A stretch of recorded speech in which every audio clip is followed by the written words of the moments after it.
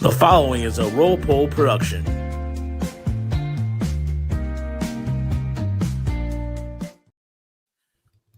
Hello, everybody. Welcome to another podcast.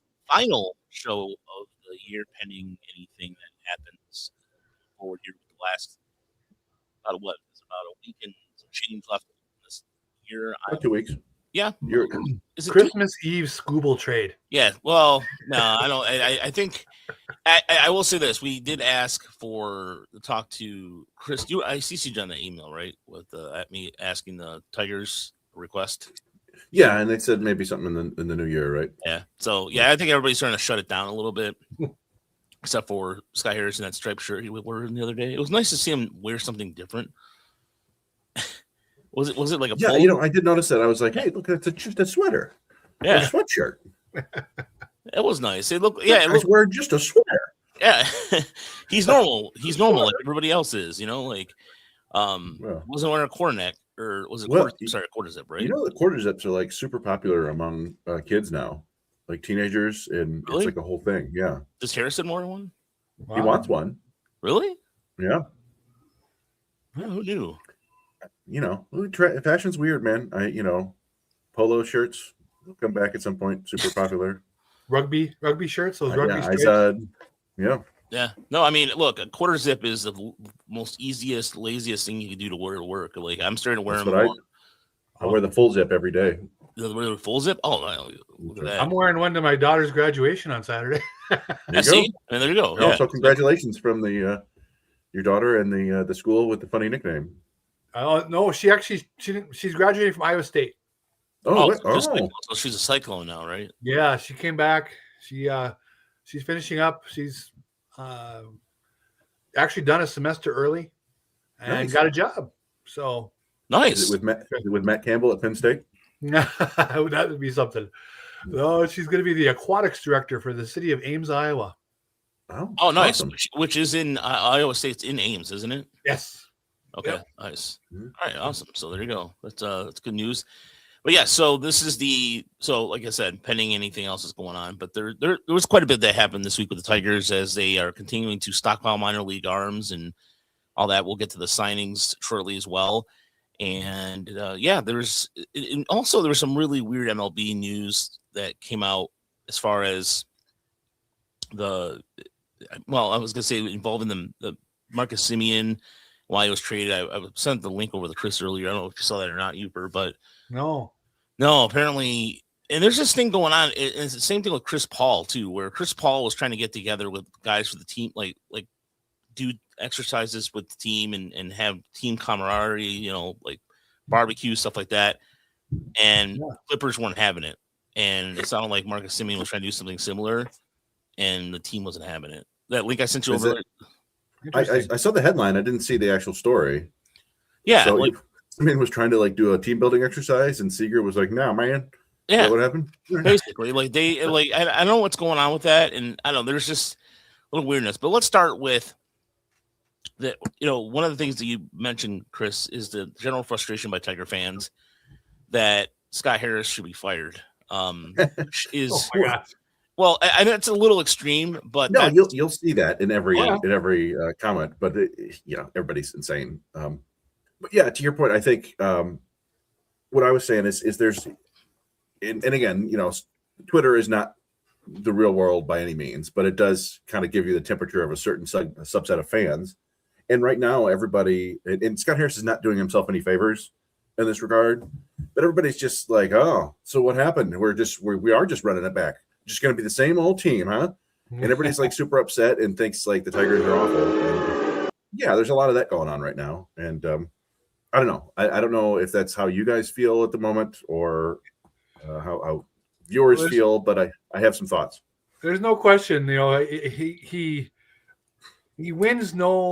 curries no favor from anyone by saying basically we're getting a new guy by bringing in the old guy. What he said about Torres and so on. He's better off just disappearing, I think, than giving some of those comments that he's had. Yeah, and that's, I think, the comment basically was that the names are going to be the same, but they're going to be different players, and people pick up on that as being kind of sort of PR non-speak, and I think to a certain degree it is. But I actually also think, and here's the thing: I think everybody just wants something, some sort of bigger move. Doesn't like Kenley Jensen's good. That's fine. They've added to the bullpen. They just want a big trade or a big signing to indicate that they're really trying. And they care. Yeah. And I think there's still a time for something like that. We'll see. But I do think, and people don't, I don't think people quite realize this, but because you look at the Dodgers winning the title the last couple of years, and before that was Texas basically bought, speaking of Marcus Semien and Seager, Texas basically bought a World Series. They bought their team that year. But for the most part, over the last however many years, you win titles by having your own players, homegrown players who get better, and then you supplement them with a trade or two, or you get a trade for a guy earlier. And you could go down, look at all the World Series winners from the years before. Washington was mostly homegrown guys with Scherzer and like Anibal Sanchez and Patrick Corbin. Houston, mostly homegrown guys, traded for Verlander. The Cubs, mostly homegrown guys. They signed with John Lester or whatever. Brought in That's the way to do it. And you can even go look last year. And again, the Dodgers won it all because they're the Dodgers. The Blue Jays, they signed one player, basically one big bat in the offseason the year before, Anthony Santander, who was one of the worst players in baseball this year.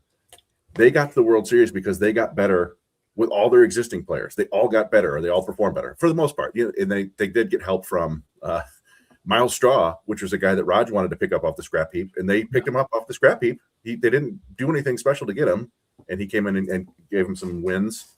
Andres Jimenez helped him out in like a small trade, and then you make some moves at the deadline, right? But basically, Bichette got healthy and better. Alejandro Kirk got healthy and better. Vlad Jr. was actually worse, but still pretty good. George Springer got way better. I think this sort of thing happens way more often than people realize. The Brewers, best record in the National League, right? Same thing. They lost Willie Adames, but Sal Frelick got better. Bryce Terang got better. They got like Isaac Collins from out of nowhere. They traded for who's the first baseman? Andrew Vaughn, and somehow made him good. And the Mariners, like all these teams that won a ton of games last year, they basically did it with the same team with some small additions. And it just happens more often than people realize, I think. And we've just been conditioned to think that to win and to be a contender, you have to make these big signings or these big splashy trades, because that's how the Tigers did it the last time they did it. And I don't think that's necessarily true. I also don't think it's something you can really count on. Like, I think it's kind of a lightning in a bottle thing a lot of times and you could guess, if you have a bunch of 35-year-olds, probably not a smart idea to guess that we're all going to get better next year. Right. But the Tigers are a relatively young team with a lot of young players who I think could get better next year. And I think it's not the worst idea to say, hey, let's see what these guys can do. Well, you look at it, they got a nothing burger out of Veerling. They got a nothing burger out of Parker Meadows. I mean, there's two guys right there. Boom, boom. You could easily get a lot more production. Yeah. You could get production for that. I look at this way with the offseason, in my opinion. If you look at the way the other teams have been built in the past, you mentioned all this, Chris, and for example, the 2006 Tigers signed Pudge. They got Maglio, and those were kind of the centerpieces that helped them with the homegrown club of, they have Verlander, Granderson, and then they kind of built that around a little bit. And, I look at what the Tigers had last year in the first half of the season with McKinstry and Baez, and then they kind of faded a little bit. I think what fans are upset about is that, I mean, if you take away the talk radio thing and all that stuff, because Rieger and all those guys in 97 are going to challenge Harris, and rightfully so. And there's just the narrative that really pisses me off is like, the beat writers don't ask him enough tough questions. Those questions do happen, but Harris doesn't choose to answer them, and he just doesn't go into hypothetical, and that's his own prerogative, because it's right. Hypothetical questions after a while are stupid, because if they make a trade, look, we don't know if they're going to make a trade or not. We do know, though, that teams do not want to deal with him because sometimes he wants a certain thing, and if he doesn't get his way, it's not going to happen. And so I look at it this way. I'm just looking for a little creativity. as far as like a signing goes or a trade happens, because every GM has a signature one. Even going back to Randy Smith, for example, Randy Smith traded Greg Gore for Damian Easley, and that turned out to be pretty well. Dave Dombrowski fleeced Seattle for Carlos Guillen. We all know this. And I look for those trades. I look for those kind of moves right now. The Matt Verlaine one right now is kind of like, it's not. I mean, look at Nick Maton. He's no longer with the ball club. There's a couple things you look at there, but everybody keeps, for whatever reason, people like it. Like the Tigers can't find pitching. They found Tyler Holton. The thing that really bothers me about this whole thing is they signed Tyler Holton, and they got basically an all-star out of him. He's done a few things out of scrap heap that worked out, but everybody keeps forgetting that in the narrative. The team has made the playoffs 2 seasons in a row. Don't care. I don't understand that. They've gotten, yes, did they collapse? Did they collapse this year against Cleveland? Absolutely. No doubt. But they made the postseason 2 years in a row, and here sitting there bitching about it. That's the part that I don't understand. You want to get them fired? Because they didn't do it the way that they know, that people know is how you win, is by the big names and the big trades. It really is like all the GMs care about is putting together winning seasons, and that means being over 500. When's the last time you heard of a GM or a president get fired after putting together a whole bunch of winning seasons? It doesn't happen. Like even Brian Cashman, the Yankees haven't won in forever, but they haven't won the World Series, but they're always competitive, and so he's had a job forever. I think that's what they want. They just want the idea to put together a winning team, and then hopefully you get lucky there at the end and win the World Series. I think that's the modern kind of GM president view of it, outside of a couple people like Dave Dombrowski and Andrew Friedman, who's just like got an unlimited pocketbook, right? Yeah, and I know what people are going to say too. Well, the past teams like the 68 Tigers, 84 Tigers were built by the farm system, yada yada. But that's the old way of the past. I get it, and that's understandable. It's a reasonable take. What I don't right now is it's December 18th. I don't. This is not February 18th. We're not talking about pitchers and catchers here. But old BK has a point here. I think characterizing fans just as wanting the DD way is wrong. I think what Chris is trying to say is that that's what fans have seen. The correct me if I'm wrong, Chris. Is that what you're trying to Yeah. I mean, so to your point, like, what's there to be upset about after 2 straight playoff runs that they didn't go farther in the playoffs? I get it, right? But their way has gotten them into the playoffs, into the second round of the playoffs 2 years in a row. Like, I get wanting to go a little bit farther, but whatever they're doing seems to be fairly successful right now. Like, it's not as successful as people want, but I don't know if they're going to change course suddenly and start adding these big free agent names or making these big blockbuster trades to and maybe they should. Maybe that should, it's harder to get those next 4 or 5 wins. Sometimes you have to go all out. Yeah. But I don't think people are comfortable with the Tigers playing like the Rays and the Brewers and the Guardians. And I think that's who they are now. Now they have a little bit more money than those teams, and they have a chance to be to play with the free agents a little bit more. But they also haven't been kind of as creative as the Brewers have been in trades. Like they didn't, Quinn Priester, the Brewers turned him around. He was kind of a failed prospect. So you have to do something. And the Tigers are really just kind of settling down and warm in their little, their hoodie. They're like, we'll figure it out once we get warmed up. But I don't think that it's just weird to me. Like, it's not enough for people to win, right? It's got to be winning at this kind of splashy way. And I just don't think we're going to see that. And the one other point I'll make, and this is one of the things that's where the Tigers are in kind of a difficult spot. And I mentioned this, well, I haven't published it yet, but there's an article about the best hit tools. The Tigers had 8 players with a WRC plus of 100 or better last year. Basically 8 average or better players, minimum of 350 plate appearances. So half a season, basically. Mm-hmm. That was the second most in baseball, behind only the Padres. And 6 of those are homegrown players for the Tigers. That's the best in baseball. No other team has that many homegrown above average players. Where Do you want to just give up on some of those guys and trade them? Do you want to see if they can keep getting better? It's like, and they've got more coming. McGonigal and Clark are going to be up at some point this year. Yep. So I get it. Like in the one area where there's a area to make a big clear upgrade, right? I guess there's two areas. You can do left side of the infield, shortstop, third base. You've got a lot of money tied up in shortstop still. And they tried for the third base route last year. It didn't go well. There's talk that, Bregman probably doesn't want to come here. Who knows? They may still go after him. He's been working out with Spencer Torkelson. That's crazy that they work out at the same area because they live in the same area.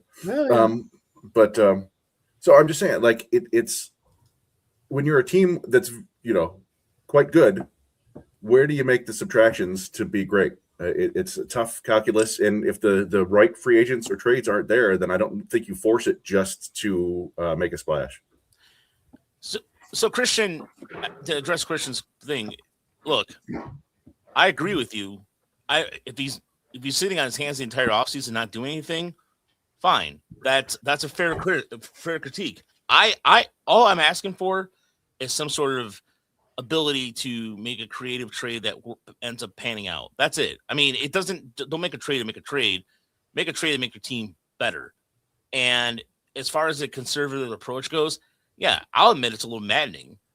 I just don't. What I think right now is as of this recording, December 18th, as we're doing this podcast, I think that what a lot of fans get frustrated with is that they feel like Harris is being condescending to him, and that's fair because a lot of times fans are not dumb. I mean, there's a lot of times that fans. I mean, there's a lot of dumb takes out there, and I'm myself included, but I think sometimes fans just want to know that, okay, what are you going to do? They don't even have to, I say this. I don't say necessarily lie, but like just something to indicate of a sign of things to come that indicates that they're going to do something. And Harris is not giving into it, and some fans are frustrated about it. That I think that's what it boils down to. So, but this is the off season for him to do a trade where he can steal a player that can give that ultimate return. And the 6 home play, like you mentioned the homegrown players, Chris, and you can go back further than us. This is we had Chris. Well, we had Carlos Collazo from Baseball America on. That's going to be dropping in tomorrow morning. Great. For people on Patreon, Christian, I agree with you. There has to be some sort of risk taken. Absolutely. So for people on Patreon, they've already seen this, but Carlos and Ben, and Ben's been Ben. What's his last name? Chris, Michael said Ben Badler. Ben Badler. All of you guys, all of us have watched this farm system for a long time. This is the best the farm system has ever been. The best. And the fact that 6 homegrown players, 6, you can count that on one. Let's go back 20 years. Well, I guarantee you, Chris goes. I have the number. From 2012 to 2022, the Tigers had a total of 4 homegrown players. Over now, a couple of them did it multiple times. Nick Castellanos did it like 3 or 4 times, but it was Nick Castellanos, Ryan Rayburn, Brendan Bosch had 1 season above 100 WRC plus, and Alex Avila. Those were the 4 over that 13-year span. And last year, that's just the truth, dog. And here's the thing: none of those players were acquired by Scott Harris. They were all Avila signings or drafts. But these are all guys who got better once Ryan Garco entered the system, and they've all gotten better over the last few years, and they continue to get better. And I think in that regard, they do deserve a little bit of leeway when we're talking about players getting better and developing hitters. They've turned into a pretty good hitting development organization.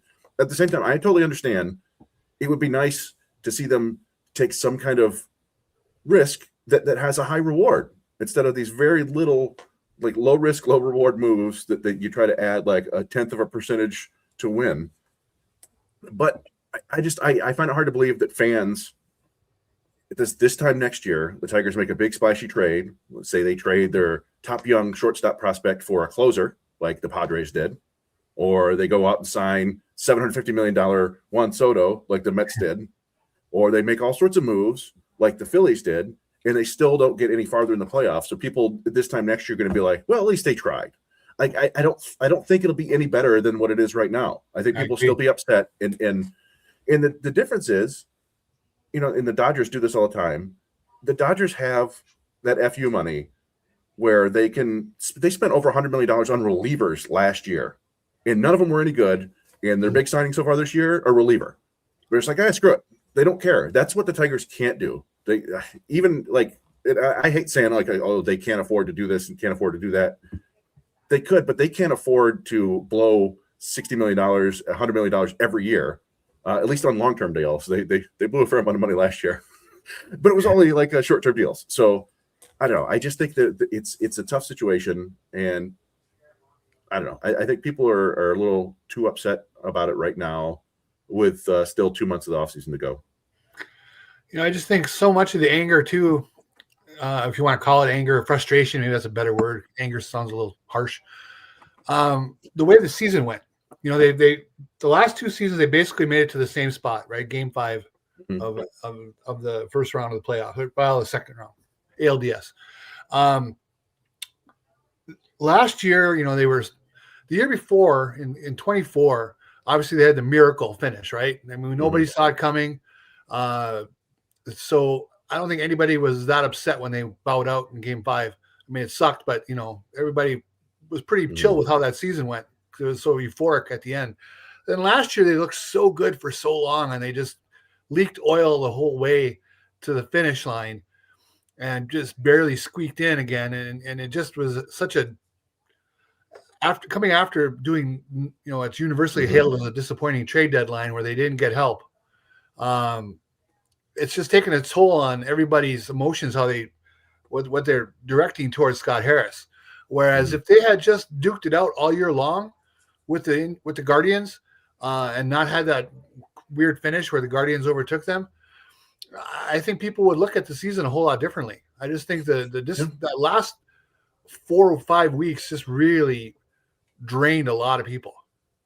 Yeah, and having extra inning Game 5 in the ALDS where all you needed was one damn hit and nobody could do anything except for Kerry Carpenter, it's very frustrating, and I get it. And yeah, I think I'm like anybody else. I thought, boy, it would have been nice to get a bat at the deadline instead of 5 relievers, only 1.5 of which were any good.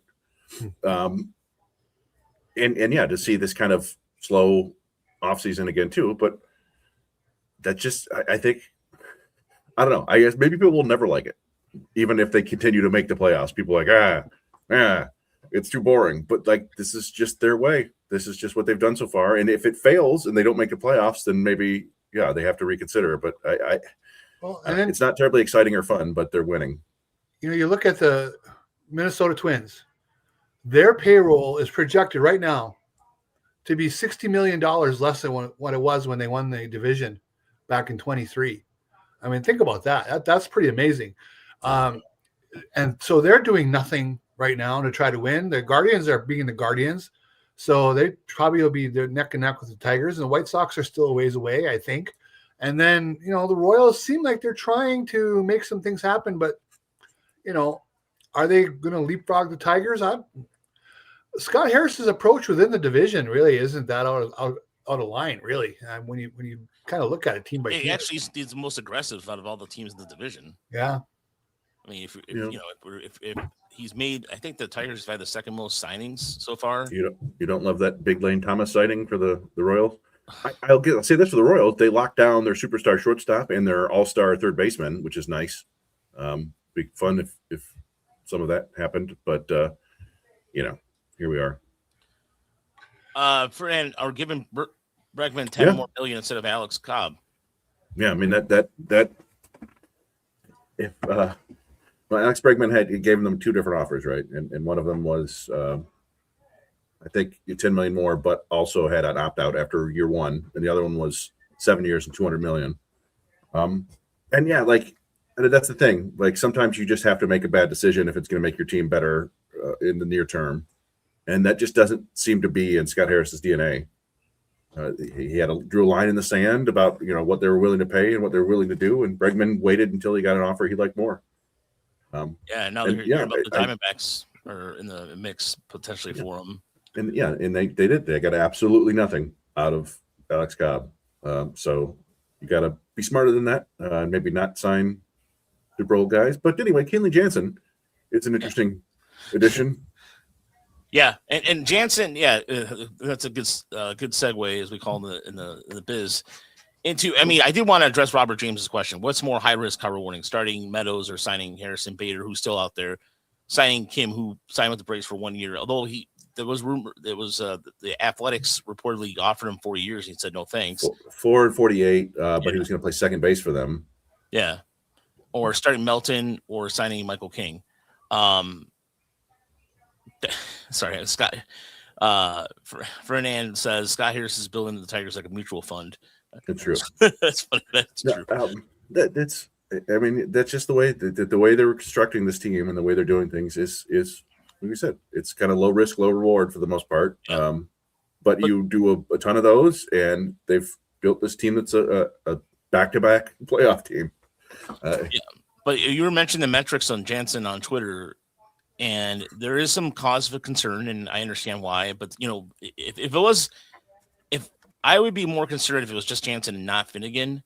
So I think that if they leverage him correctly, I think the Tigers will be fine with him. I really think that the way they'd be able to maximize guys out of the bullpen, the deal's friendly too. They got the option for next year.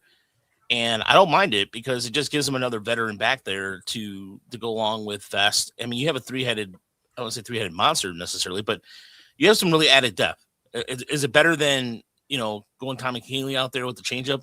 Yeah. I mean, probably. Yeah, probably. Kenley Jensen is probably a future Hall of Famer. And it definitely makes the bullpen better. You don't know what kind of version you're going to get with him. And we've seen these kind of aging closers before, where sometimes when it's done, it's done. Joe Nathan. But Joe Nathan is a kind of prime example there. K-Rod was, solid for 1 year and then just off a cliff the next year. Valverde was good for a couple years and then off the cliff the following year. Like it happens quickly sometimes. Yeah. Rest in peace, Octavio Dotel. Percival. Yeah. Yeah. But the interesting thing about Jansen and people there are a lot of things to indicate that he's due for some regression. Part of that, though, is just by being a reliever, sometimes your sample sizes are kind of low, right? It's you got 60 appearances or whatever, but it's still 60 innings and funky things happen. The main thing with him is that he had really a lot of trouble, like the most trouble he's ever had in his career, throwing strikes to left-handed hitters. He walked a bunch of left-handed hitters for some reason, and that led to a number of issues. And I don't know, that feels like something the Tigers could probably fix. Yeah. Or he can fix. So it's going to make him better. And I do think that he will probably get the ninth inning in just about every save opportunity. There may be games where he comes in earlier, but I'm guessing he's going to be like the ninth inning guy, even if AJ Hinch doesn't love to do that. Because I think a lot of times the most important outs to get will still be the seventh or eighth inning, and that'll be Vest and Finnegan. Well, and they got guys, too. They never have to make him go 3 nights in a row or anything. So that'll be good for him. The only thing, and this is a small thing, and this is back when he was even with the Dodgers. When he's with the Dodgers, he was an overpowering pitcher, and he pitched over these things all the time. But the one bad thing with him is when he does allow someone on base, a single becomes a double automatically because he holds no one on. I mean, he just doesn't do it. So as he's giving up more contact now, I'm interested to see how that works out for him. It might be a small thing to worry about. He at least was healthy last year, and for all intents and purposes, it's a 1 year deal, right? So I'm never going to get too worked up over a 1 year hitch for just about anybody, but especially a guy who, like you said, will be in the Hall of Fame most likely, and got through the season healthy last year with some effectiveness. Yeah, because, I mean, right now, I don't know what the Angels are doing. The Angels are bringing back every single rehab arm known to man. You've ever seen the recent signs of the Angels? What the hell's going on? Outside of being the Atlanta Braves West, they're bringing up guys who have, like, Drew Pomovitz. Like, what is going on out there? Like, imagine being an Angels fan right now. Holy crap. That's an organization that's like, it's an organization that 2 or 3 years ago drafted all pitchers, which has not panned out at all. Yeah. So far. But I mean, they drafted Zach Nato, but I mean, Drew Pomeranz, Jordan Romano, Alec Manoa. I'll say this: that the Angels have the second most homegrown players with a WRC plus over 100 last year, because they draft them and send them into big leagues immediately.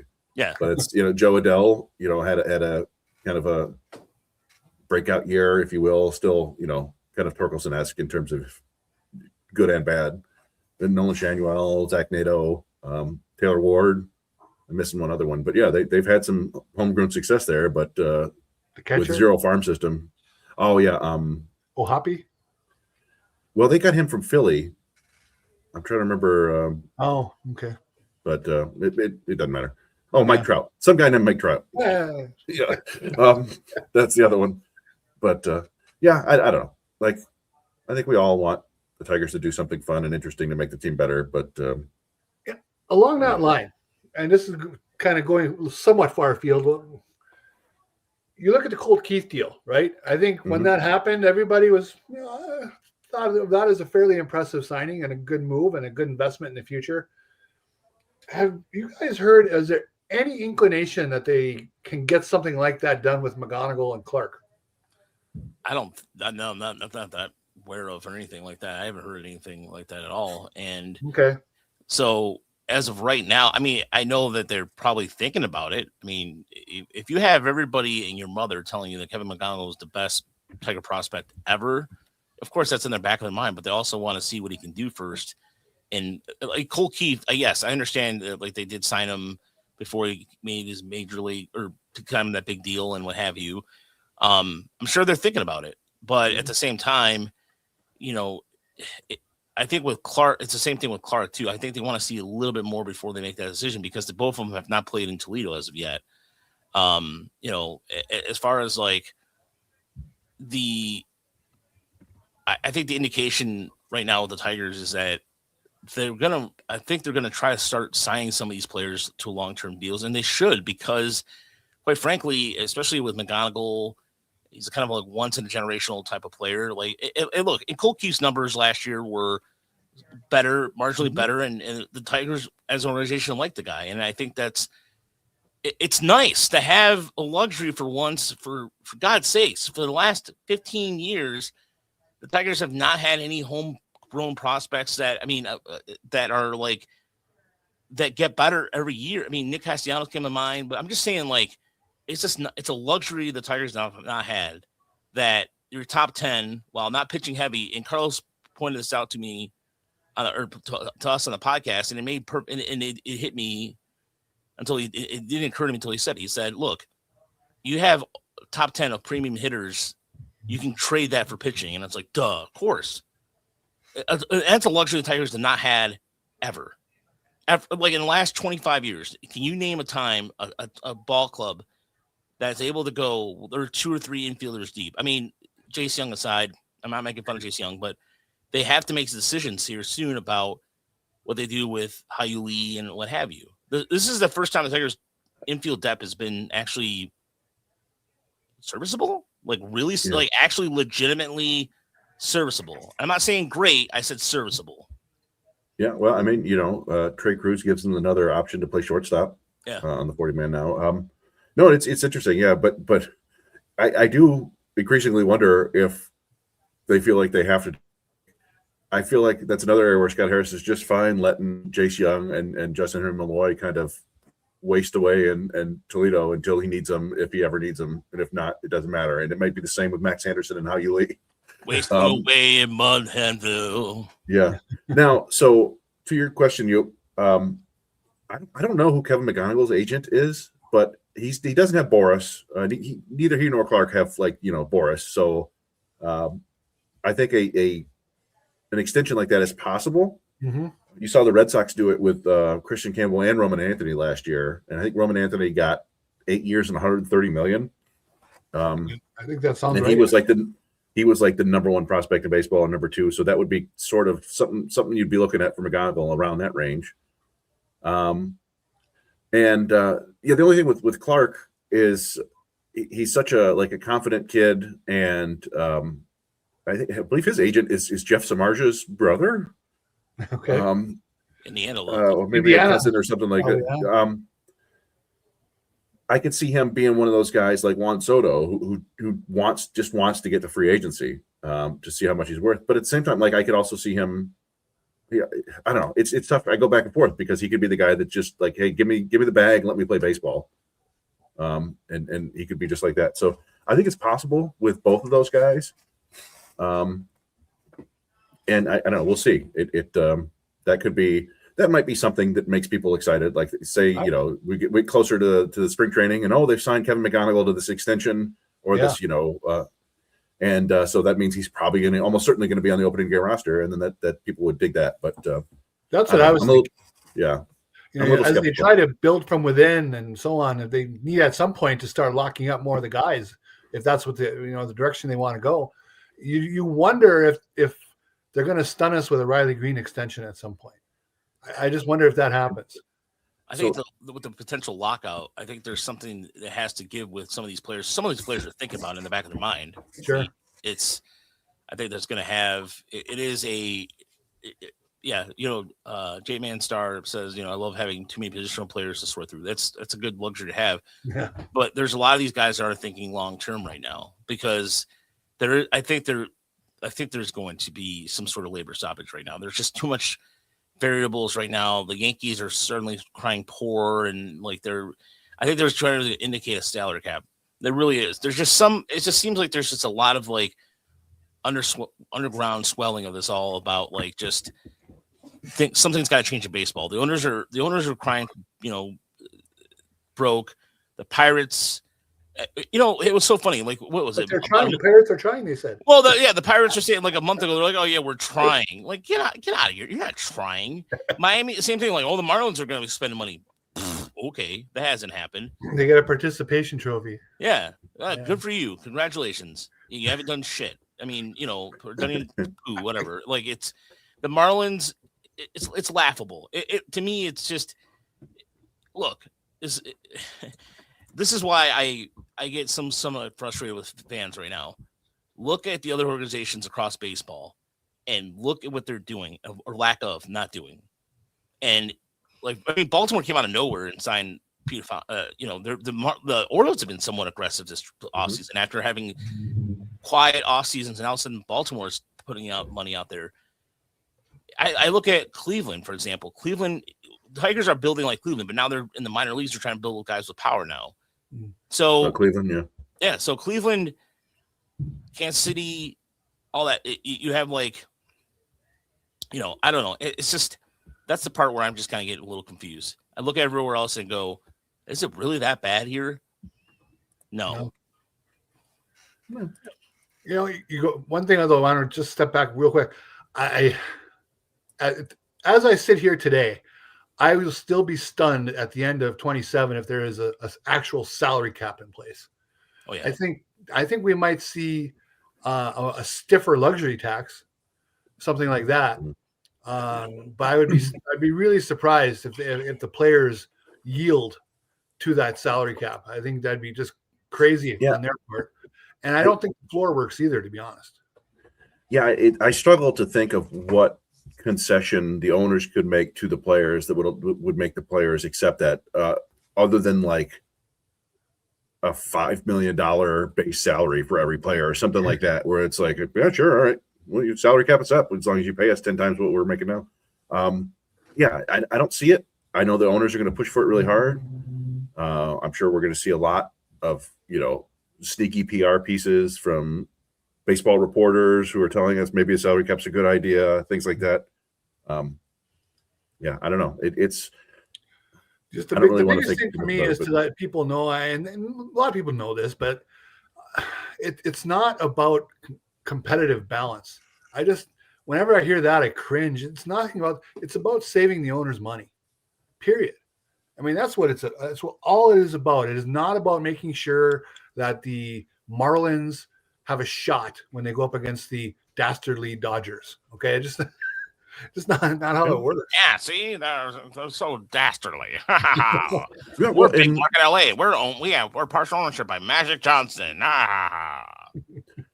And the competitive balance is it's a lot of the same teams make the playoffs every year, but this is the first time they've had consecutive champions in 25 years. Yeah. Yeah. I think it's happened in every other league since then. So, yeah, I don't know.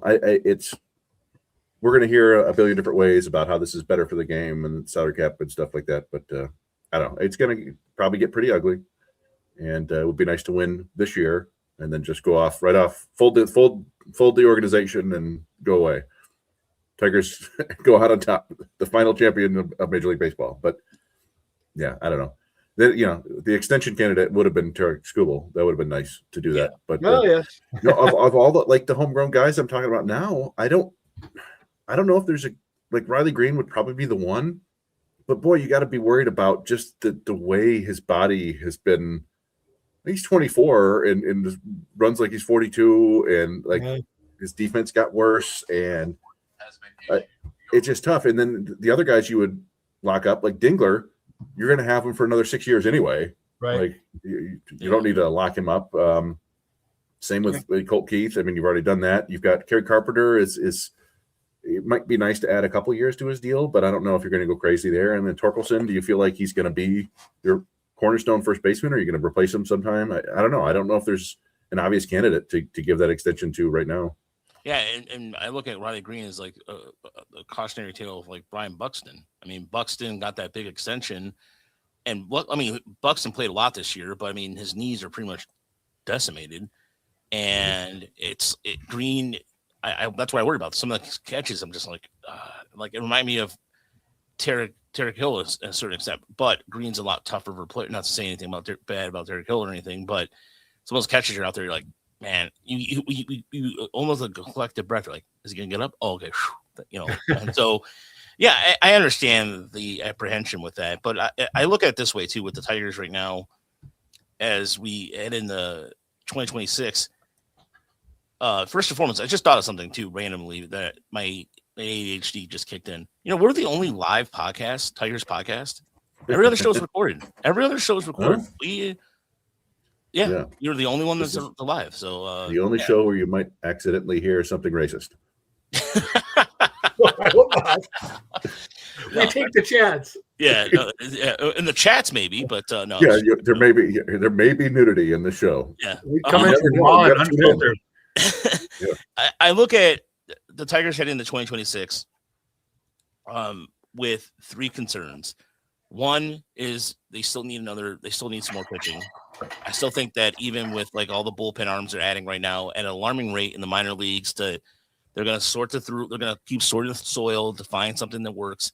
I still think that their starting pitching depth needs to get better. Two, which leads into getting this new hire right with Gabe Rivas leaving. We talked about this in the minor league side. We didn't even talk about this too much. Getting that hire right, I think, is important for the development of the 2025 and 2024, and even to a certain extent, the 2023 arms. They have to get this right because I think that will help the Tigers in the future because they are trending, as Chris has mentioned in his article, kind of trending downward in that department. Hitting is the only thing they've been trending upward.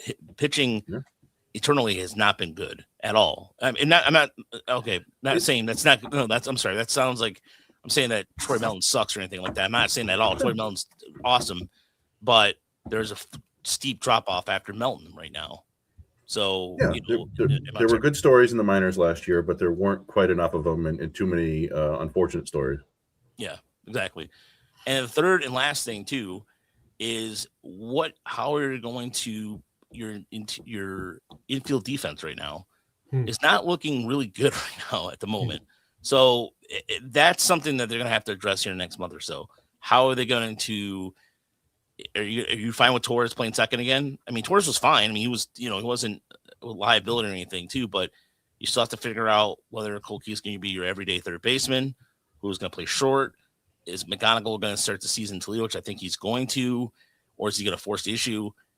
Those are things those are the big three pressing things that they have to address still. And then again, it's December 18th, still plenty of time to do so. And I'm guarantee you that they have to think about it because it's so glaringly obvious what they have to address here still. And even in the outfield, like I know, like where are you going to put another backup outfielder? Somebody was brought up a good point about like, well, if you're bringing another right-handed bat, where are you going to put him? Very good question. The answer is I don't know. I'm not going to pretend I know the answer. I just know that they need more power. Go ahead. Yeah, I mean the obvious place for a right-handed bat would be shortstop or third base. Yeah. And I don't think Bo Bichette. I mean, he said he's open to playing second base. He's probably got the range of a second baseman now. If you want to sign Bo Bichette, you're going to have to give him like 7 years or more.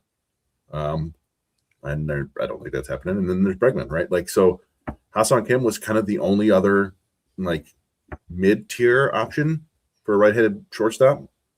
I'm trying to even think like who else is out there who could actually play shortstop. Is one of the Japanese guys the third baseman? I forget now. I think Murakami is technically a third baseman, but a lot of people think he's going to play first. And also, yeah, there's huge swing and miss concerns. They're the Korean third baseman too, I believe. Kong or Sung? I remember you talked about him. You said somebody mentioned him. I mean, it's who knows? It's possible. Maybe they'll go get they've signed a couple pitchers from Korea. Maybe they'll get some reclamation Tyler Nevin type from Korea. Oh boy. Maybe it's Tyler Nevin. Then it's funny. You don't often, aside from Cecil Fielder, I'm trying to think of guys who. What was his name? Eric Thames. Hitters who went to Japan and came back and actually had some success. You don't hear a lot of them. Yeah, I forgot about Thames. This is a good call. A lot of pitchers, yeah. Yeah, I was going to say. Was it Eric Thames? Did he go by Thames? That jerk. I think Thames. I think it's Tim's. Yeah, I think it was Tim's. Because there was Marcus Thames, but I thought he was like, no, Thames. Or whatever. Yeah, well, this was with the Brewers. Yeah, no, you're right. There's not a lot of that going on too. And so no, and like I said, I look at let's get back into in addition to Jansen being signed, the Tarek Schoolwell is gonna be pitching for Team USA and the World Baseball Classic. And look, if there's one thing that baseball is doing right, is the World Baseball Classic, because I look at the NBA Cup. What the hell is the NBA Cup? I mean, like, it makes no sense. Yeah. It doesn't. There's no rhyme, no reason behind it. There's no, like, they had the Blake Griffin commercial, and they're all trying to make a big deal about the NBA Cup. You think the players are getting extra money? Like, I will say, I know the Knicks just won it, and they get a nice little bonus for it. But like, that's cool. But I mean, for guys that are like the 12th man on the roster, that makes a big difference. Sure. For guys like, Jalen Brunson, that's just a drop in the bucket, but still, no one understands the NBA Cup. They have a special court for it when they play, and they play in Vegas. Am I missing something, or? No, I mean, I understand the idea behind it. I just don't think it's necessary at all, right? Like you trying to make games important in the middle of the season or earlier in the season. Yeah. I think who was it? I don't know if was it John Smoltz? I think it was John Smoltz. I saw him on like a show, and he was saying, I think you could do this in all the professional sports. We see it in minor league baseball. Split the team in half, the season in half. Have a first half and a second half. And your first half, like, that's how you determine the playoffs. That's how you have multiple playoff chases. You have no team can say, "Oh, we're out of it. We got to trade everybody." I think it would make things a lot more interesting early in the season. And you could do that, I think, that was his response to a question about expansion. And I thought, yeah, that might make sense. You get to 32 teams and you have, 2 halves and, 4 14 leagues or 4 18 leagues or whatever. But yeah, just creating a fake cup in the middle of the season to like appease your Saudi Arabian investors doesn't seem like that great of an idea. And here's the thing: they can look back at 1981 with the split seasons. Yep. And you know what? As time has gone on, no one cares that the Dodgers didn't play a full season. They still get credit for that World Series. So nobody's saying, "Oh, well, I got an asterisk." No, nobody says that. So it could be done. It's not an outlandish theory. And it produced one of the best games of all time, the Expos versus the Dodgers. And that, where I think it was Steve Rogers that came back out there.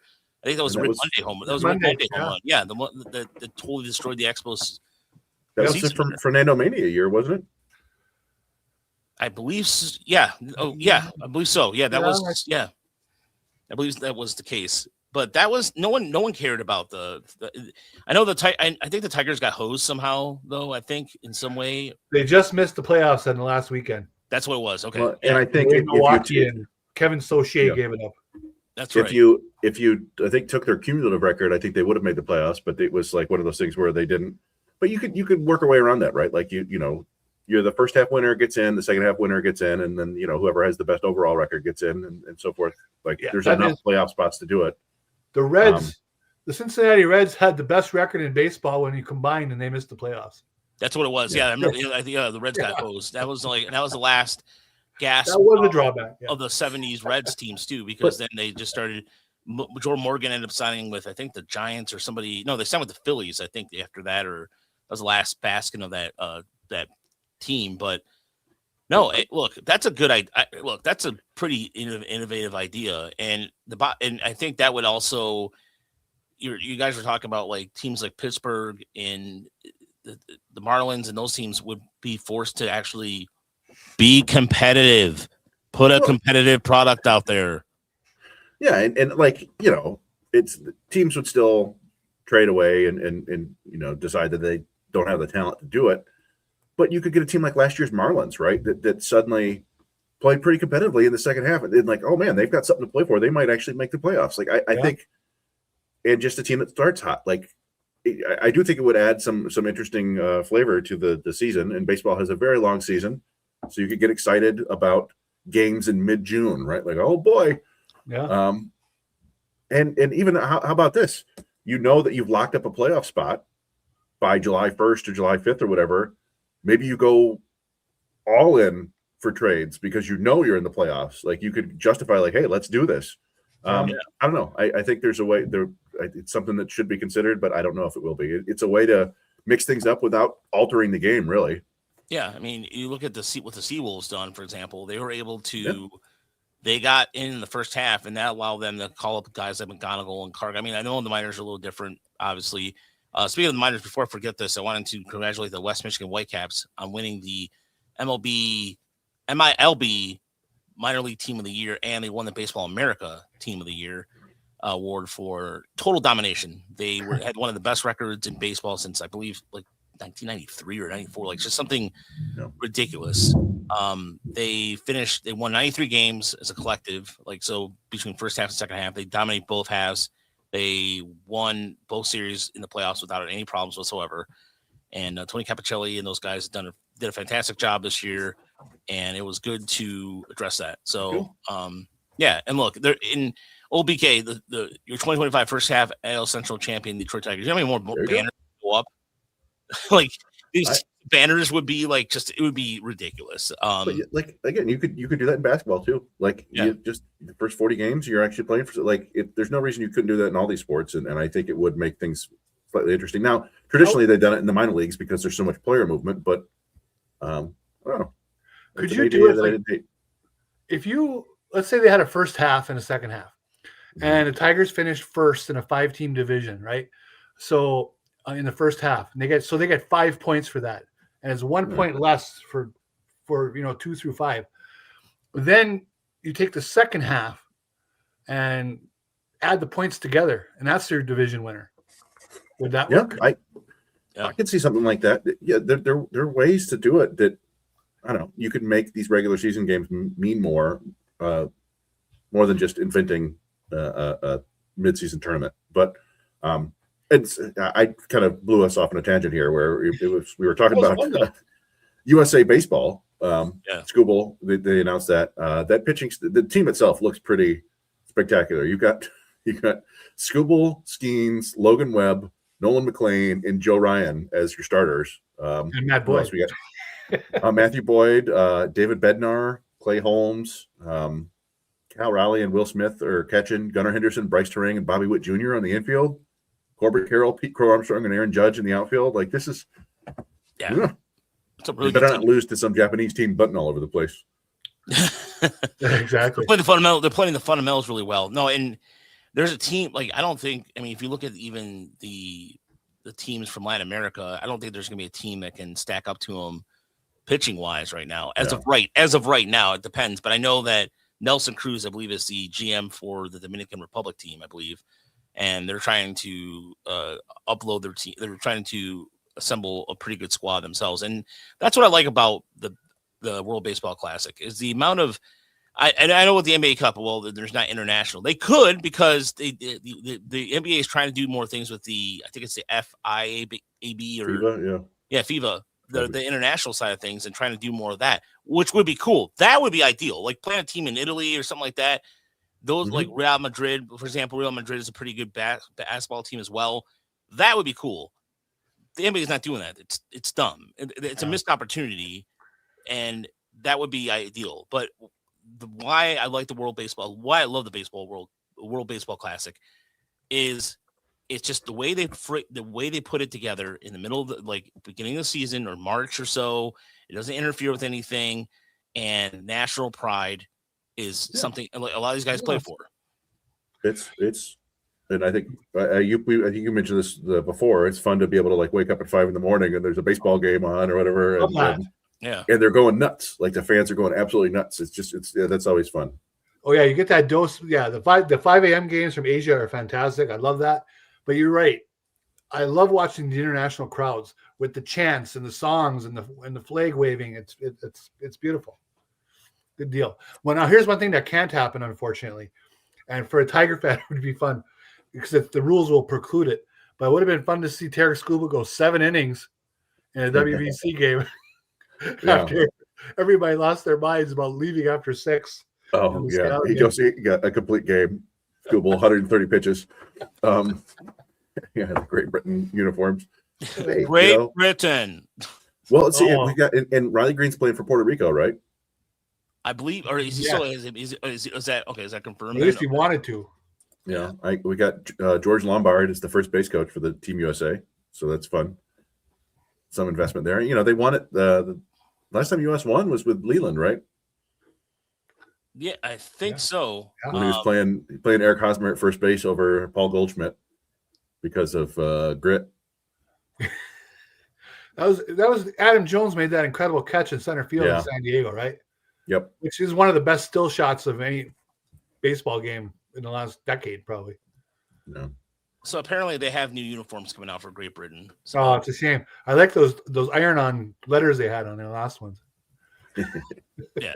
No, I don't know what they're probably considered by many the laziest jerseys out there. But no, even teams like an up-and-coming team like Brazil, not too long ago. So last year, my brother and I went to the Junior World Series over here in nearby Taylor, where I live.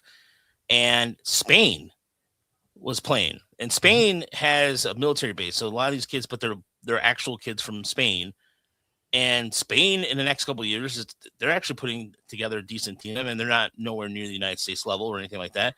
But Spain's starting to put together a decent team out there. You have Brazil starting Colombia's starting to have some players. So that's the cool part about that. At least there's some sort of growth with that. But it was just weird because my brother and I, when we went to Spain, we joked around. We were the best baseball players when we went mid 95 because we were playing against kids, and my brother and I just hammered the ball, just looking like Harlem Globetrotters out there in the local neighborhood of La Fortuna near Madrid. Mm-hmm.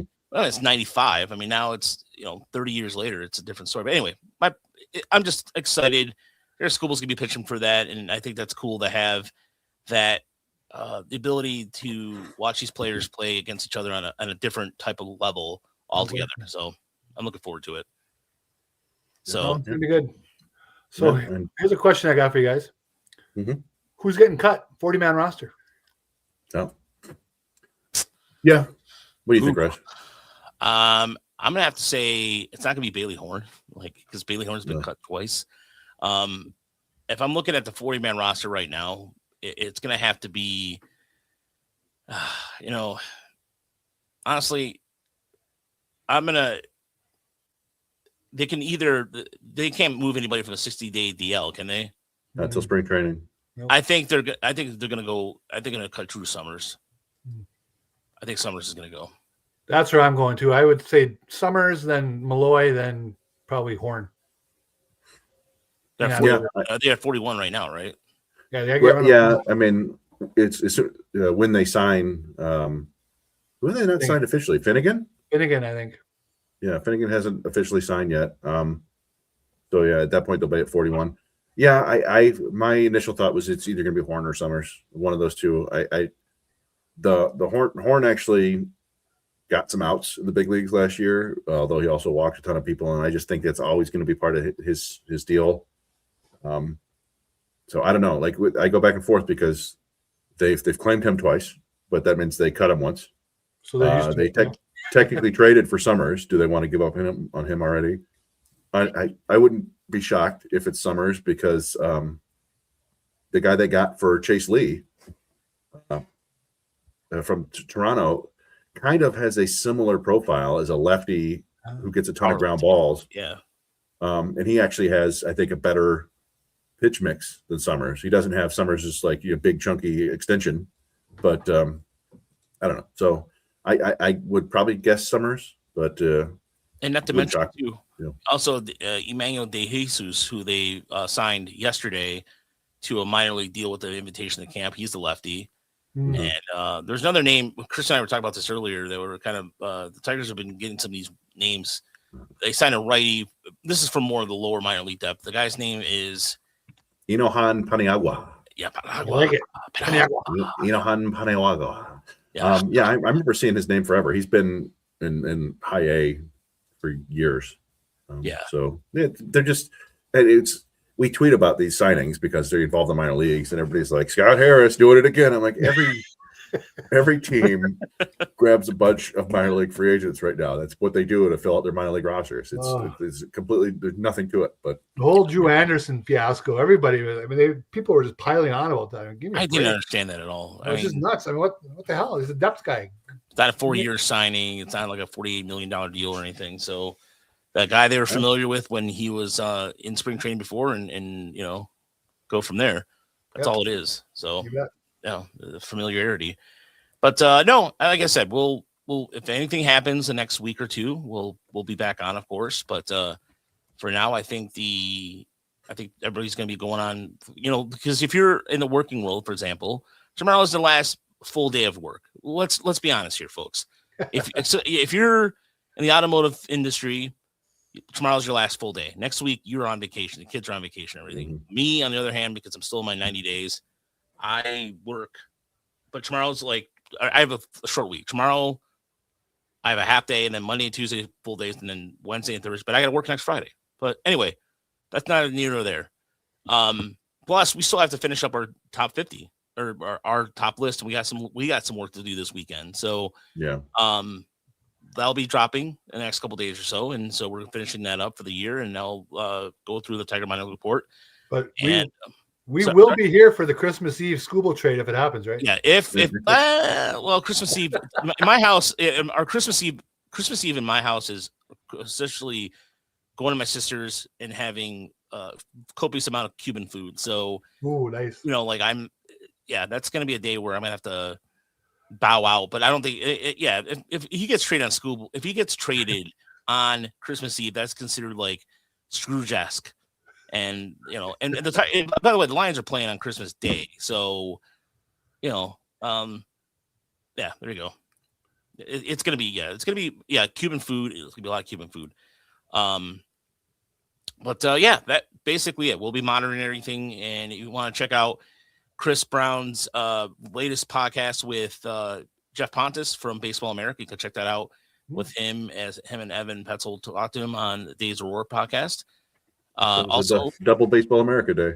Yeah. So, dude, you'd have Cuban? Hell yeah, dude. Cubans are like the Jedi up here in the Midwest. That doesn't happen very often. You don't see them too much in the Midwest. Jedi. Merry Christmas. Thank you very much. We really appreciate that. Happy holidays to everybody. Yeah. I'm looking forward to some downtime, continue to join the downtime and what have you. I was going to say something else about baseball, and I'm drawing a blank all of a sudden. We like it. We love baseball. Thank you for listening this year. Basically, thank you everybody for this year. We're going to start, like I said, January. We're going to probably restart the GoFundMe. We want to go to spring training really bad this year. and I have actually the time off to do that this year. So that'd be awesome to go. We'll see what happens there, but it'd be ideal. But yeah, we're looking forward to happy holidays. Boom. There you go. That was gotcha. Yeah, that's in the chat there. Handing some cheer there. Yeah, the Seawolves just ended their year. Yeah, it's gonna be fun. It's gonna be fun end of the 2025 year. So yeah, I was gonna say something else and now I'm just drawing blank. But thank you so much, and we will be talking to you soon. Yeah, if anything happens, we'll be on the podcast. Stay classy, everybody. Thank you for a wonderful 2025 year. We've had it's just really 7 million views on Twitter, Tiger Mining Report video wise. 7 million views. Unbelievable. Unbelievable. Thank you. Like it's I know Twitter right now and X or whatever you want to call it is a weird cesspool of weirdness, but we appreciate you going on Twitter just to see our clips. What was the number one clip? Do you remember? Max Clark, sack fly by Max Clark. Yeah, that was right. It was like a spring training sack fly. Yeah. I love it. And then number two was the McGonigal home run off Yarlin Susanna. Yep, that was number 2. Yeah. And yeah, I remember now. Okay, our YouTube channel. Please subscribe. We have like a 62% non-subscribe rate for people who watch our videos. Take a second to subscribe. We wanted to hit 3,000 before the end of the year, and the Chris or Carlos interview will be dropping there tomorrow. So that'll be if you want to go there again, check that out. But the Chris Brown with where we talked to Jeff Pontus, talked to Carlos this week, big week around here, and we'll talk to you guys soon. Have a good night, everybody. And this is my last night, I promise. And look at 6 million. God, Devin Ninja Bees, man. You always have to find a way to put a nice word. Have a good night, everybody.